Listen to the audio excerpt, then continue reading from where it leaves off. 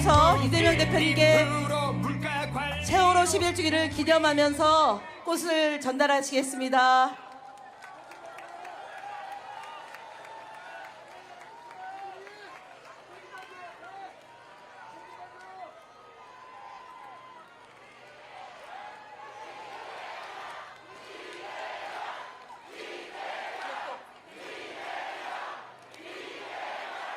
네.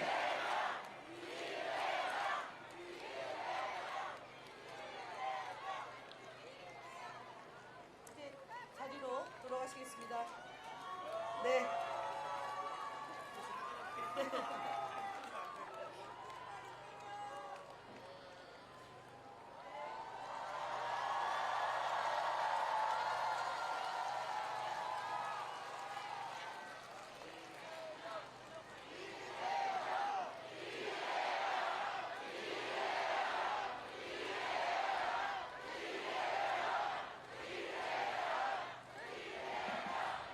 안산 시민 여러분, 엄지를 높이 들고 지금은 진짜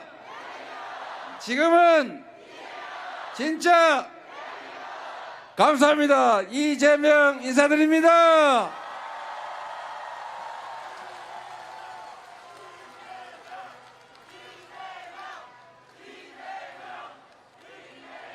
안산에는 안산 시민이 다 모일 만한 공간이 부족해서 여기를 잡았더니 꽉 차서 이 뒤에까지 모일 정도가 됐군요.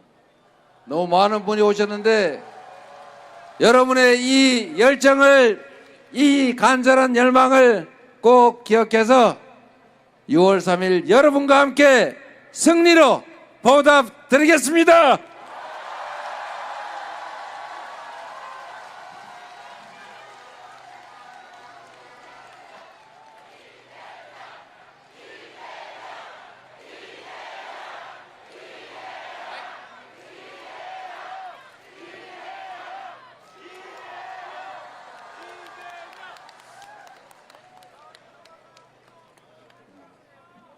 우리 국가 공동체가 해야 될 여러 가지 일들 중에 국민의 생명과 안전을 지키는 것이 가장 중요한 일 아니겠습니까?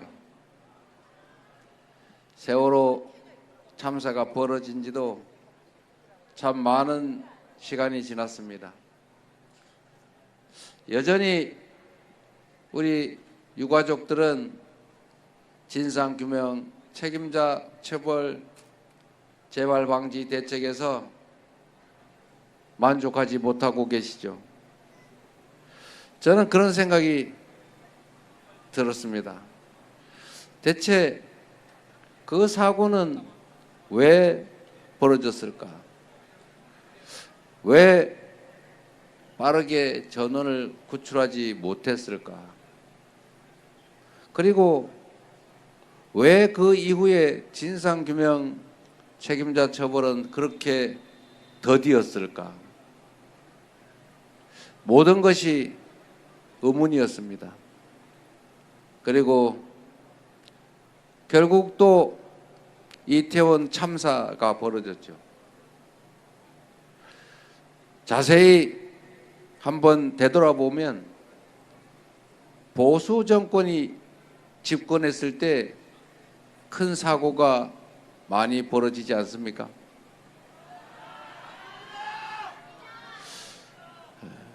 사실은 저도 행정을 잠시 맡아봤지만 그게 이유가 있어요. 사고는 사실 간발의 차로 벌어지는 것입니다. 사고가 날 수도 있고 안 날 수도 있고, 사고가 났을 때 큰 피해가 발생할 수도 있고 피해가 작을 수도 있습니다.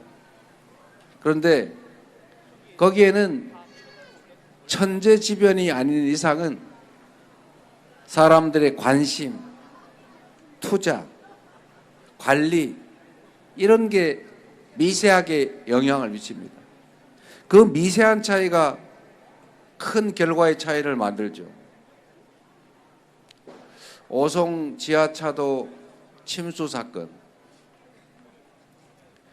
사실 그것도 제방을 헐고 도로 보수 공사를 하다가 장마철이 됐는데도 그 제방을 제대로 보강해 놓지 않고 모래더미로 막아놨더니 강물이 불어서 그게 제방 모래더미를 허물고 결국은 강물이 넘쳐서 도로를 침수시켜서 뜬금없이 지나가던 사람들이 그 물에 갇혀버린 거죠. 공무원 한 사람이 그 제방 관리를 하면서 여름철이니까 임시 제방을 단단하게 쌓아라 한마디만 했었다며. 아니 그 동네에 관급 공사하는 사람들이 이거 조금만 잘못하면 공무원한테 혼나는데 이런 생각을 조금이라도 했더라면 그렇게 허술하게 모래더미로 대충 복구하지는 않았겠죠. 그랬다면 사고가 나지 않았을 겁니다. 제가 성남시장이 돼서 2년째 되는 해 수재가 자꾸 같은 장소에서 발생하길래 제가 공무원들 보고 성남시 지도를 만들어서 연도별로 수재 피해가 난 데를 스티커를 붙여봐라. 수재 지도를 만들으라고 했어요. 예를 들면 작년은 빨간색, 재작년에는 파란색, 그 전년은 노란색, 그 전에는 보라색 이런 식으로 붙이는 거죠. 그걸 붙여놓고 보라고 했어요. 그랬더니 한 장소에 집중적으로 붙어 있습니다. 무슨 말이냐? 사고 나던데 침수되던 데가 계속 침수가 되는 거예요. 그래서 그러면 그 원인을 분석해보자. 전원이 다 모여서 여기는 하수도가 막혀서 그런다. 여기는 배수가 안 돼서 그런다. 여기는 구조적으로 하수 관로가 작아서 그렇다. 그래서 그 원인별로 제가 다 찾아서 낙엽이 흘러내려와서 막혀서 자주 물이 넘치는 곳은 낙엽이 흘러내리지 못하게 위쪽에 방어시설을 만들고 배수가 안 되는 데는 전부 여름 오기 전에 모든 지역의 우수관을 전부 다 비워내죠. 다 다시고 영 구조적으로 문제가 있는 공항, 성남공항 앞은 아예 하천을 새로 만들었어요. 그래서 결국은 그 다음에부터는 수재가 거의 없는, 더 이상 스티커를 거의 붙이지 않는 성남시가 됐죠.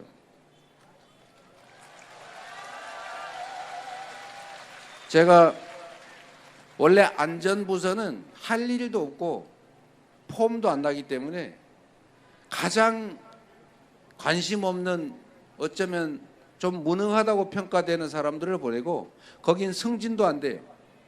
그러니까 거기 미운 사람을 보내요. 제가 완전히 바꿔서 가장 유능한 사람을 보내고 실적이 있으면 가장 먼저 승진시켜주고 바꿨죠. 안전부서, 경무부서, 장애인과, 안전관리과, 대중교통과 이런데 민원 많은데 이런 데는 성실하고 부지런하고 세심하고 열정적인 직원들을, 유능한 직원을 보내서 잘하면 승진시켜주는 걸 보여줬죠. 정말로 열심히 했어요. 그리고 안전 전문 직렬 공무원을 새로 뽑았어요. 안전 직렬 공무원이 따로 있습니다. 따로 뽑아서 당신들은 국민의 생명을 지키는 군대와 같다. 전쟁이 거의 일어날 가능성은 없지만 한번 전쟁이 나면 엄청난 피해가 발생하니까 전쟁 날 가능성이 매우 낮아도 수십조 원을 들여서 군대라는 걸 유지한다. 당신들은 시민들의 생명을 지키는 군대다. 평소에 사고가 안 날더라도 날 가능성을 0으로 만드는, 0에 수렴하도록 만드는 투사 전사들이다. 그렇게 제가 얘기하고 승진시켜줬어요. 그러니까 열심히 하죠.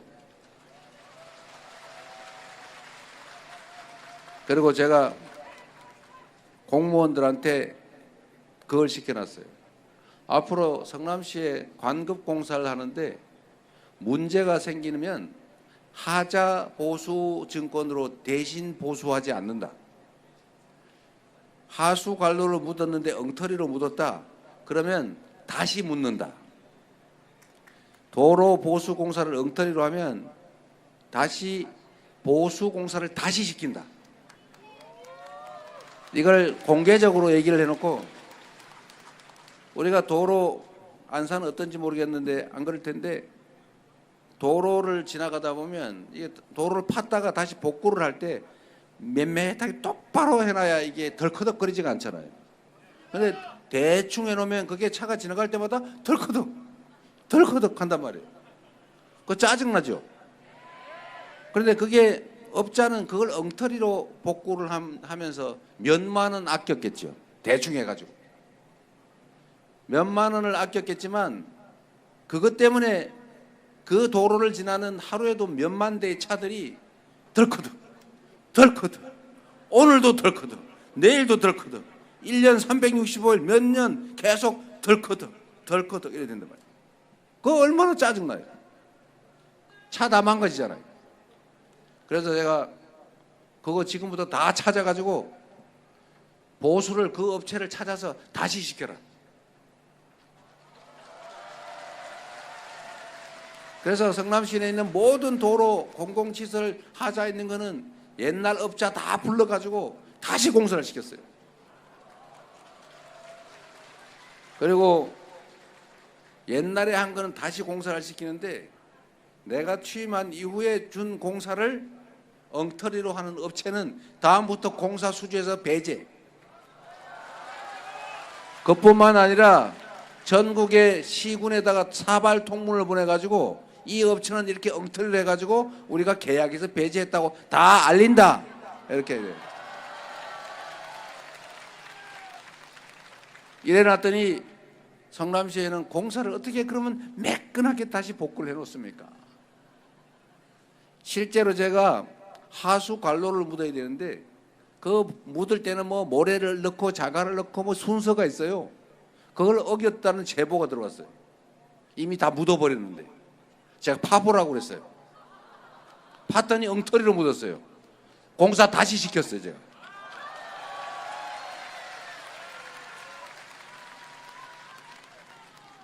공무원들이 그러면 안 됩니다. 이거 뭐 그럼 네가 할래? 제가 그래가지고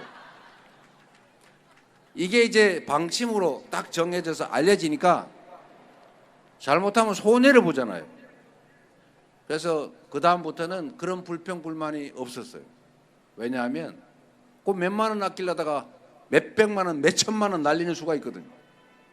그래서 성남에서는 그 업자들이 그랬을 겁니다. 야, 성남 가서는 절대 그러면 안 된다. 손해보고 망한다. 이렇게 하니까 전부 다 원칙대로 하는 거죠. 다 시설 기준 맞추고 복구 제대로 하고 관리도 제대로 하고 수재도 거의 없어지고. 그러니까 이런 마인드를 가지고 있을 때는 안전사고, 관리 소홀, 무관심, 시설 관리 부실 이런 것 때문에 생길 사고는 확 줄어드는 거죠. 말씀드리는 것은 공직자 한 명의 그 마음, 공직자 한 명의 태도에 따라서 세상은 안전한 세상이, 행복한 세상이 될 수도 있고 지옥이 될 수도 있는 것입니다, 여러분.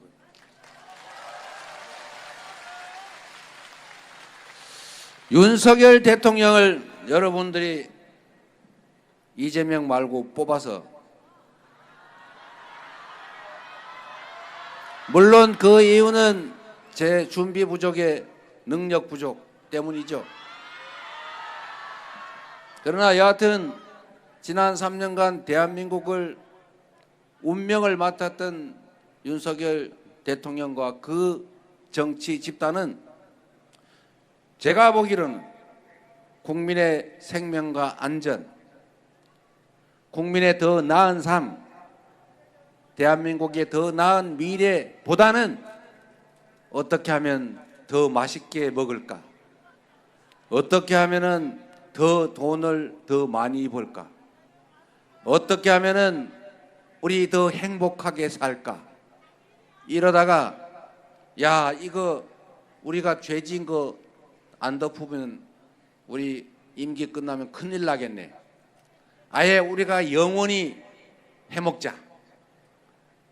나라가 망하든 말든 국민들이 피폐하건 말건 그 야당 대표 저놈 잡아다가 깜빵에 넣든지 아니면은 저 관악산 근처 밑에 땅 그 밑에 거기다 평생 가둬놓든지 아니면 백령도 가는 배 안에서 폭파시켜가지고 싹 어떻게 거시기 해불든지 이러자. 이렇게 마음먹고 국가를 지키고 국민의 생명 안전을 지키라고 준 총칼로 국민을 겁박하고 국회를 폭력으로 점거하고 국민의 인권과 주권을 배제하고 군사 정권을 통해서 영구 집권을 꾀하는 대한민국이 국제적으로 제3세계 후진국으로 평가받든 말든 관계없이 자신들의 영예를 권력을 더 누려보겠다고 내란을 일으키지 않았습니까? 그런 공직자도 있는 거 아닙니까, 여러분? 어떤 공직자가 이 나라 공동체 책임을 맡느냐에 따라서 그 공동체는 흥할 수도 있고 지금처럼 망할 위기로 갈 수도 있는 것입니다. 바로 6월 3일에 여러분의 선택이 여러분의 남은 인생, 여러분 자녀들의 미래, 이 나라의 운명을 결정하게 됩니다. 여러분의 손에 이 나라 운명이 달려있다. 투표는 총알보다 강하다. 여러분이 모든 것을 결정할 수 있기 때문에 6월 3일 여러분의 선택으로 대한민국의 운명이 다 결정납니다. 6월 3일 희망의 대한민국, 새로운 세상 만들 준비 되셨습니까? 자신 있습니까? 할 수 있습니까? 그 새로운 길에 저 이재명이 우리 더불어민주당이 여러분의 충직하고 유용한 도구 대리인으로 최선을 다하겠다는 약속을 드리면서 새로운 희망을 우리 함께 만들어 갑시다, 여러분.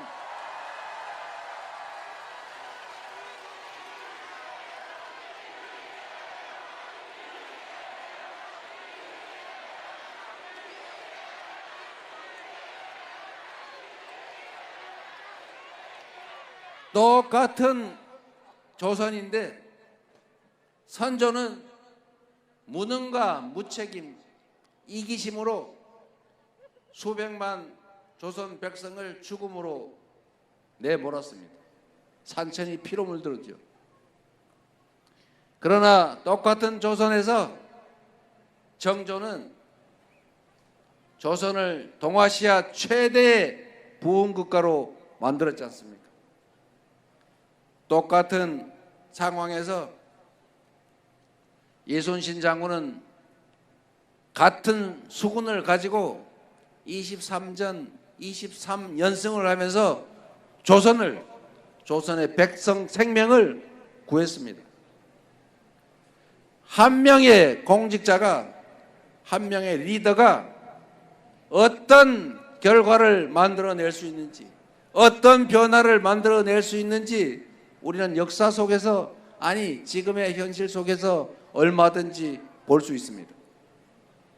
저 이재명은 똑같은 성남에서 부패, 무능으로 점철된 성남의 이미지, 철거민의 도시, 나 성남 아니고 분당 살아요, 이렇게 말하던 성남을 지금은 분당 주민들이 저 성남 살아요, 성남으로 이사가고 싶어요 라고 여러분이 말할 만큼 완전히 다른 성남으로 만들었지 않습니까? 경기도를 똑같은 경기도인데 전국 최고 1등 평가받는 경기도로 3년 만에 바꿔놓지 않습니까? 민주당을 개파로 나눠 싸운다고 이미지 지워지고, 민주당인데 민주가 없다고 불려지던 이 더불어민주당이 이제는 당원 중심의 정당으로, 당원이 주인으로 존중받는 유능하고 강한 민주당으로 바뀌어서 대한민국 헌정사 최대의 총선 승리를 만들어냈고, 대한민국의 국정을 감당할 수권 정당으로 확실하게 자리매김하지 않았습니까?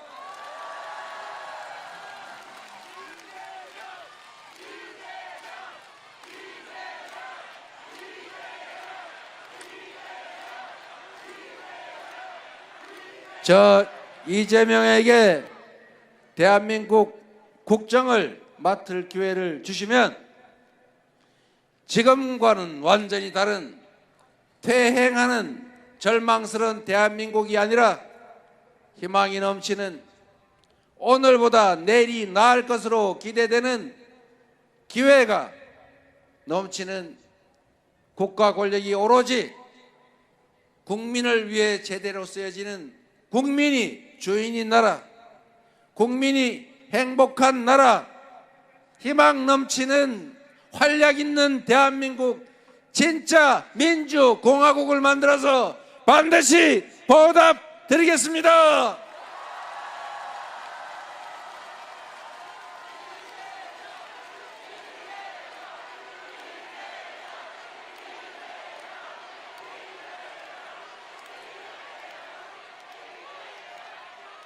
지금 우리 사회가 여러 위기에 처해 있습니다만, 그 중에서도 헌정 질서 파괴, 헌정 파괴의 위기는 참으로 심각한 것입니다. 5천만이 넘는 사람이 함께 살아가는 이 한반도에서 우리가 규칙을 어기고 최고의 규범인 헌정 질서가 파괴되고, 잘났든 못났든 공평해야 되는데 힘세다는 이유로, 권력을 가졌다는 이유로 특별 보호받는 그런 나라는 미래가 없습니다. 국민이 맡긴 총칼을 특정 개인 집단의 장기 집권을 위해서 주권자인 국민을 향해 감히 총뿌리를 드러내는 이 반란 세력, 국헌 문란 세력을 진압하지 않으면 이 나라의 미래는 없습니다. 12월 3일 그 내란의 밤에 우리 국민들의 힘으로 내란을 1차 진압했지만, 그 내란 세력들은 우두머리는 지금 거리를 활보하고, 그 내란 잔존 세력은 국가기관 곳곳에 여전히 남아서 제2, 제3, 제4, 제5의 내란을 획책하고 실제로 준비하고 있을 것입니다. 내란 세력을 완전히 뿌리 뽑고 우리 모두의 최고의 합의인 헌법 질서가 제대로 지켜지는 그런 정상적인 사회, 규칙을 지키면 손해가 아니라 억울하지 않은 사회, 콩을 심으면 콩이 나고 팥을 심으면 팥이 나는 그런 정상적인 사회를 만들어야 우리 모두가 희망을 가지고 열정을 다할 것 아닙니까? 지금 내란 세력들이 반격을 준비하고 있습니다. 내란 세력들이 6월 3일 선거를 기해서 복귀를 꿈꾸고 있습니다. 김문수 후보에게 제가 어제 직접 물었습니다. 내란 세력을 그 우두머리 윤석열을 단절할 생각이 있느냐?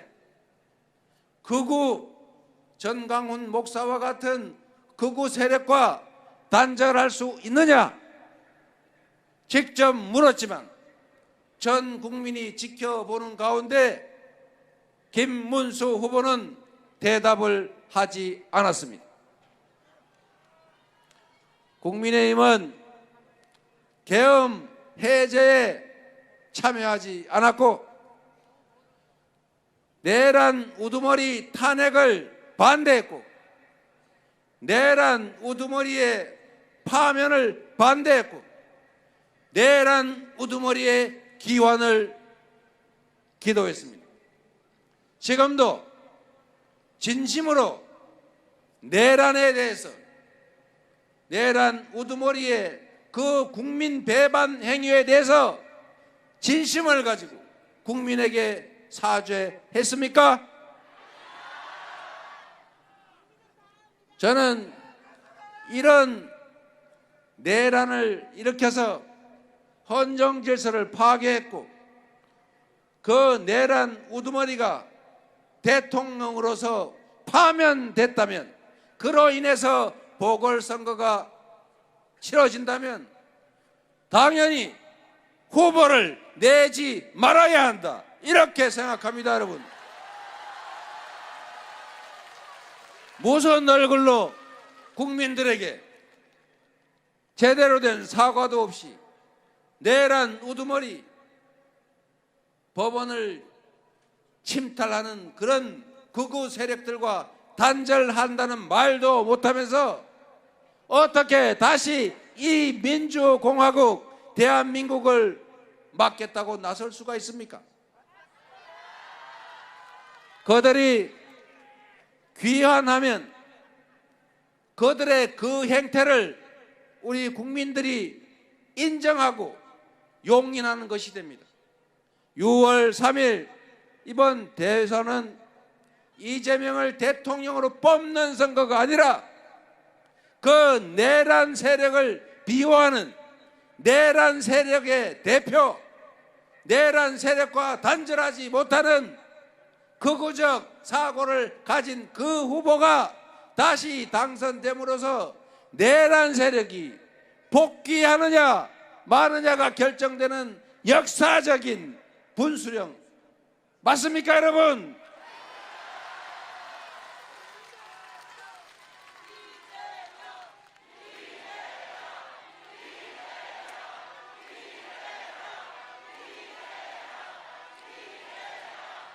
내란 세력은 어떤 경우에도 복귀를 허용해서는 안 됩니다.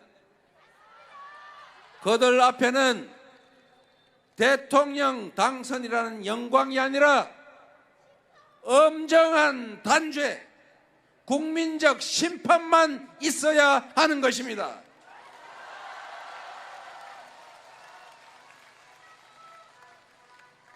여러분, 정치는 정치인들이 하는 것 같아도 결국 국민이 하는 것입니다. 여러분들 손에 이 나라의 운명이 달려 있습니다. 여러분이 이 나라의 주인이고 대한민국의 역사를 만들어가는 주체입니다. 지금 이 순간도 대한민국 빛의 혁명의 한 부분입니다. 6월 3일로 빛의 혁명이 끝나지 않습니다. 12월 3일 그날 밤에 시작된 내란은 윤석열의 탄핵으로 끝난 것이 아닙니다. 6월 3일 새로운 국민의 대표가 선출되고 충직하고 유능한 국민의 대표가 국민의 뜻을 받들어서 내란의 진상을 명확하게 규명하고 그에 따른 상응하는 책임을 확고하게 묻고 다시는 이 나라의 국민을 향해서 총칼을 들이대는 그런 일이 발생하지 않도록 확고한 대비책을 세우는 데서 이 빛의 혁명은 비로소 끝이 날 것입니다.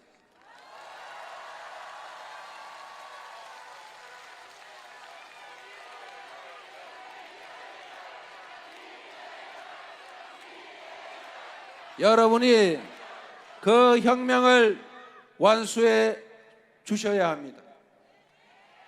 우리의 국민은 위대한 역량을 가지고 있습니다. IMF 위기 때 남들은 다 나 혼자 살겠다고 매점매석하고 사재고 금 사모으고 그랬겠지만 우리는 대한민국 공동체의 회생을 위해서 금반지, 돌반지, 백일반지, 시할머니가 물려준 금비녀까지 뽑아서 다 갖다가 팔았습니다. 그래서 전 세계 사람들이 대한민국 저 나라 대단한 나라다, 조금만 도와주면 금방 일어서겠네, 이래서 지원을 결정받고 다시 살아나지 않았습니까? 역사의 위기는 언제나 탐욕스런 기득권자들이 만들었지만 그 위기는 또 언제나 흰옷 입은 우리 백성들, 평범한 우리 국민들이 이겨내왔습니다.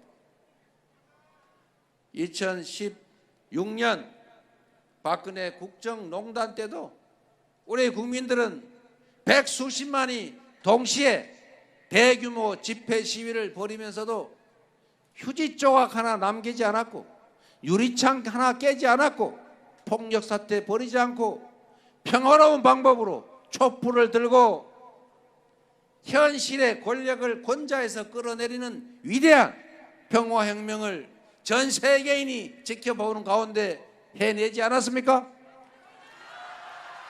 그리고 12월 이 한겨울에 우리는 응원봉을 들고 결국 그들을 실패시키고 혁명을 완수해 가는 중입니다. 광주 5.18 민주화 운동 당시에 광주 시민들의 항쟁으로 우리 호남 국민들의 투쟁으로 비록 수백 명이 학살당했지만 대한민국의 군정을 끝내고 민주주의의 토석을 쌓았습니다. 한강 작가가 말한 것처럼 과거가 현재를 돕고 광주 5.18 영령들이 그 죽은 자들이 2024년 12월 우리 대한민국 국민들을 살렸습니다. 오늘의 우리도 이 빛의 혁명의 역사의 순간을 사는 우리도 반드시 승리해서 우리 후손들에게 도움을 주고 목숨을 구하는 아름다운 역사가 될 것입니다. 여러분이 바로 그 역사적 순간에 서 있는 위대한 혁명의 전사들 아니겠습니까?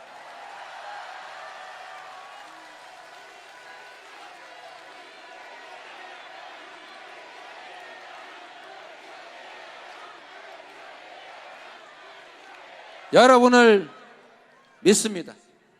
이재명과 더불어민주당은, 그리고 여기 함께 하신 우리 국회의원님들, 양문석,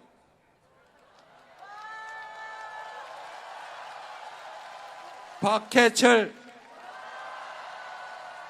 그리고 덩치는 작지만 엄청 센 김현,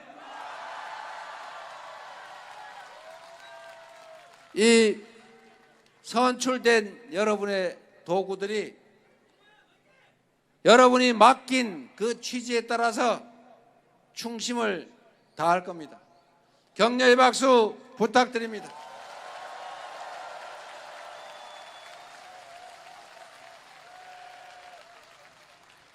세상을 바꾸는 것은 이런 정치인들 이재명이 아니라 바로 여러분 자신입니다.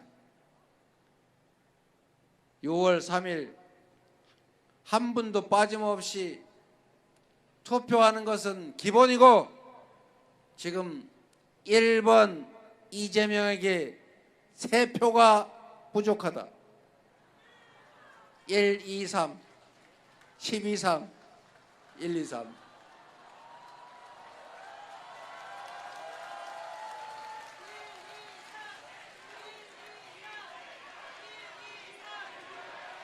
일, 이, 삼.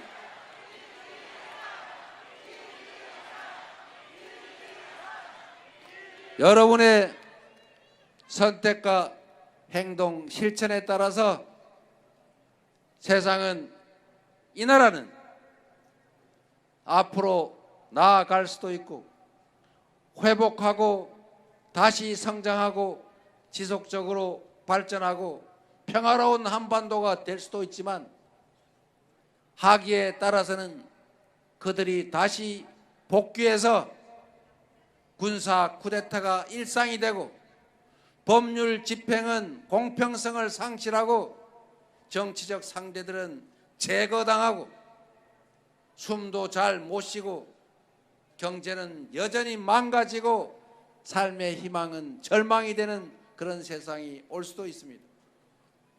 여러분 당사자만이 아니라 부부 둘만이 아니라 3표가 부족하기 때문에 동네 영업 좀 잘해 주시기 부탁드립니다.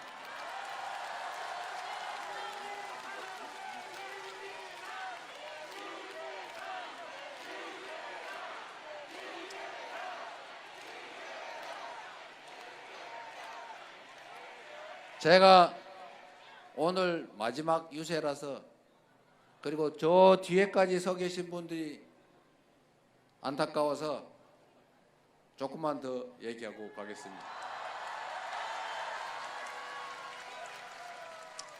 여러분, 저는 그런 꿈이 있습니다.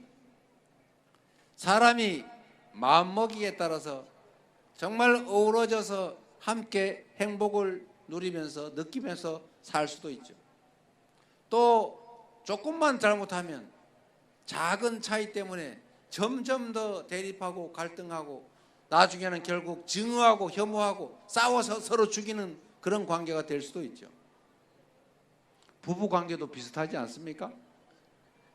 좋은 점을 보고 나쁜 점은 보강해 가면서 서로 맞추어 살 수도 있죠.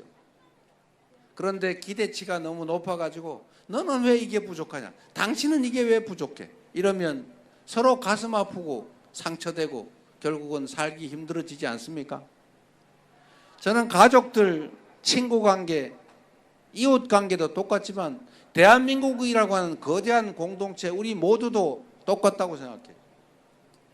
우리는 왜 이 위대한 역량을 가진 국민들이 힘을 합쳐서 서로 부족한 걸 채워줘 가면서 더 잘 살 수 있는 행복하게 교감하며 살 수 있는 길이 있는데 왜 불필요하게 차이를 찾아내고 그 틈을 더 벌리고 증오하고 혐오하고 심지어 죽이려 하고 절멸시키려고 합니까?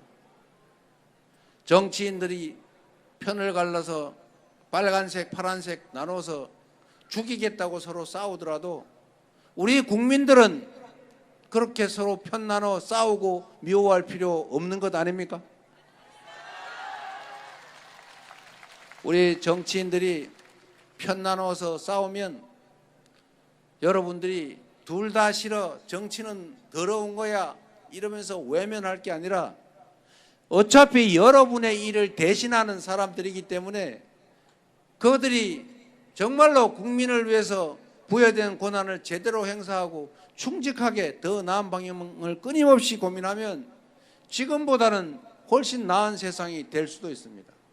반대로 막강한 권한을 위임받은 그들이 그 권력을 이용해서 사익을 도모하고 누군가에게 고통을 주고 자신의 10원짜리 이익을 위해서 국민 모두의 수백 원어치의 손실을 강요하는 그런 세상이 되면 그 사회는 점점 나빠질 수밖에 없는 것입니다.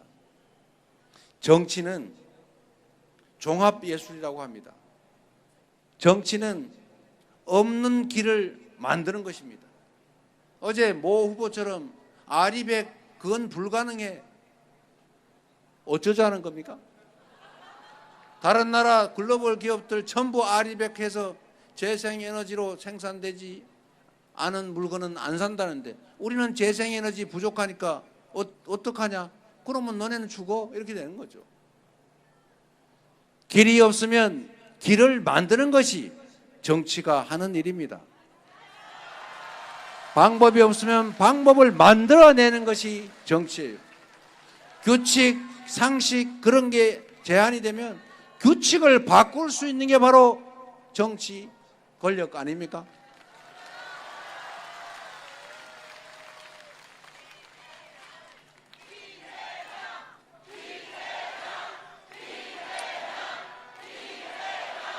그래서 여러분,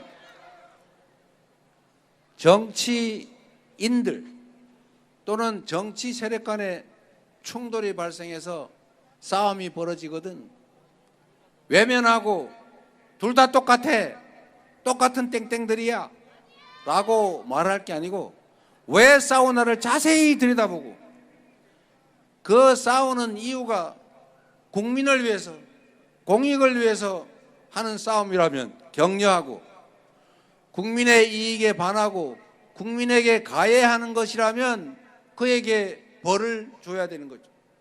그래야 이 정치인들, 대리인들이 국민 주인을 위해서 충성을 다하지 않겠습니까? 정치인들이, 대리인들이 국민을 위해서 충성 경쟁을 할 수 있도록, 잘하기 경쟁을 할 수 있도록 만드는 것은 결국 주인의 관심과 태도 때문 아닙니까? 그래서 잘 가려주시기를 꼭 부탁드립니다.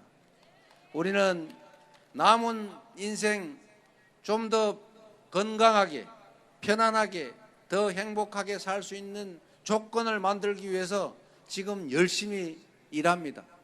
투잡도 하고 쓰리잡도 하고 그 비굴함도 참아내면서 성실하게 삽니다. 우리 자식들 나보다는 더 잘 살라고 요 손구멍만한 이 기회의 관문을 혼자라도 통과하라고 친구들 뿌리치고 혼자라도 통과하게 하려고 학원 보내고 좋은 학교 근처로 이사 가고 정말 불철주야 노심초사 생고생을 하고 있지 않습니까, 여러분? 그렇게 해야지요. 그러나 여러분, 세상이 지금보다 더 나아지고 기회의 문이 요만한 게 아니라 이만하면 우리 자녀들이 친구들 손잡고 함께 기회의 관문을 통과할 수도 있죠. 우리의 미래가 지금처럼 죽을 똥 살 똥 안 해도 훨씬 더 나을 수도 있습니다. 공공의 문제, 사회의 문제, 정치적인 문제에 관심 가지셔야 합니다. 여러분은 관심을 가지시니까 이 자리에 오셨겠지요. 관심을 갖지 못한, 가질 수 없는 사람들이라도 설득해서 함께 할 수 있도록 꼭 함께 도와주시기 바랍니다. 생각해 보십시오. 왜 대한민국만 이렇게 경제가 쪼그라듭니까? 마이너스 성장이 뭡니까? 대체 무슨 짓을 한 거예요? 다른 나라는 주가가 오르는데 우리는 왜 주가가 맨날 비리비리 하다가 쿡 쳐박습니까? 우리는 왜 이렇게 일자리도 부족합니까? 우리는 왜 출생률이 전 세계 인류 역사에서 가장 낮은 7을 기록합니까? 0.7. 왜 그럴까요? 우리는 과거에 비하면 자본도 많고 기술도 더 높고 공부도 더 많이 했고 노동력의 수준도 높고 국민들의 의식 수준도 높고 세계적인 평가도 좋고 행정 정치 시스템도 과거보다는 훨씬 좋아졌습니다.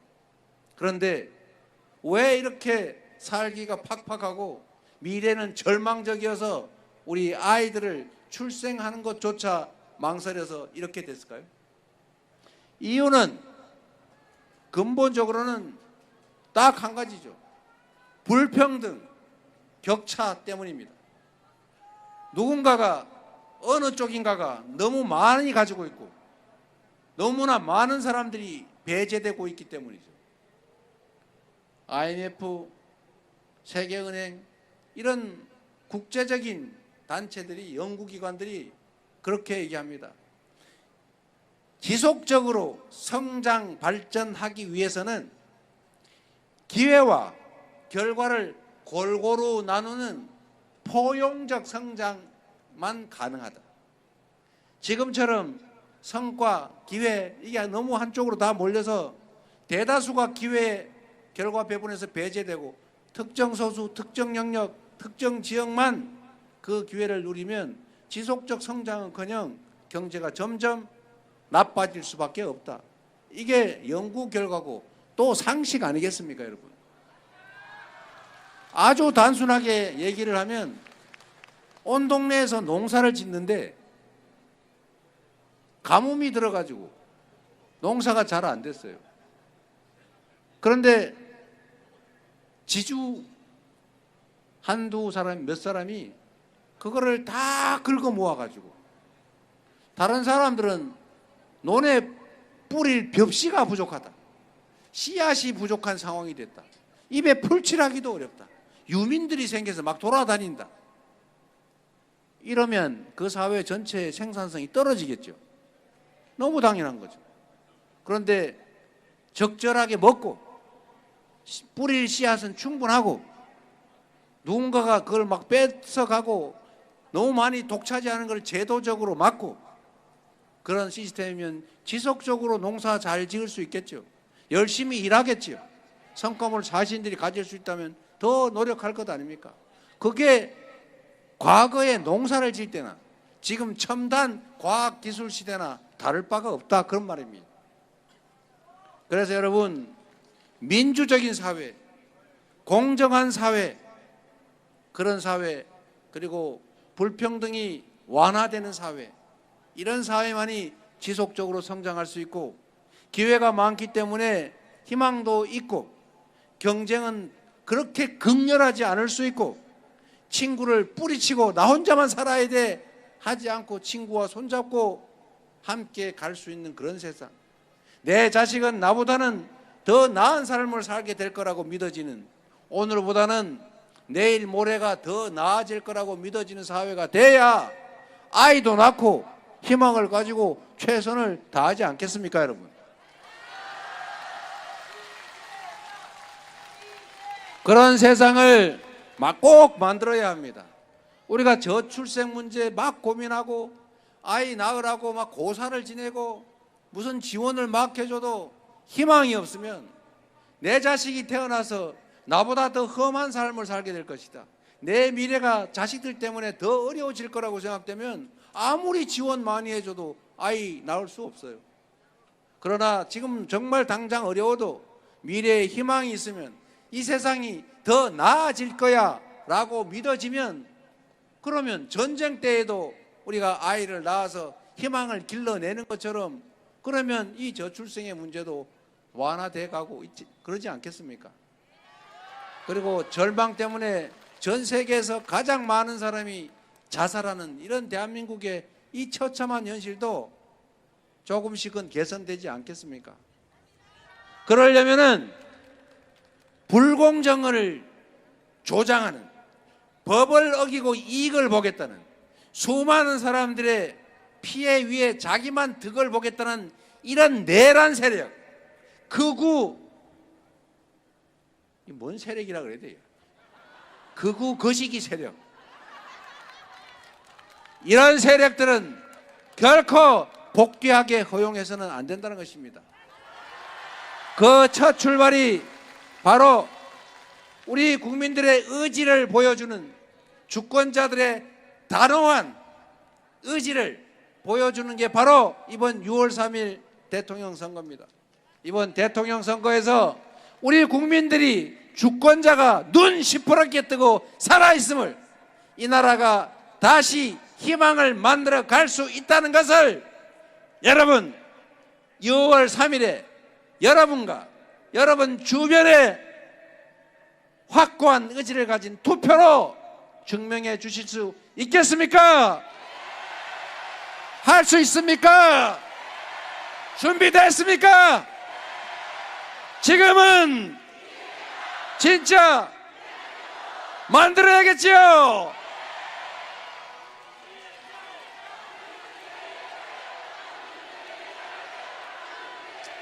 여러분을 믿겠습니다. 안산 시민 여러분과 함께 희망의 새로운 대한민국, 진짜 민주공화국, 위대한 대한 국민들과 함께, 여러분 안산 시민과 함께 희망을 한번 만들어 봅시다.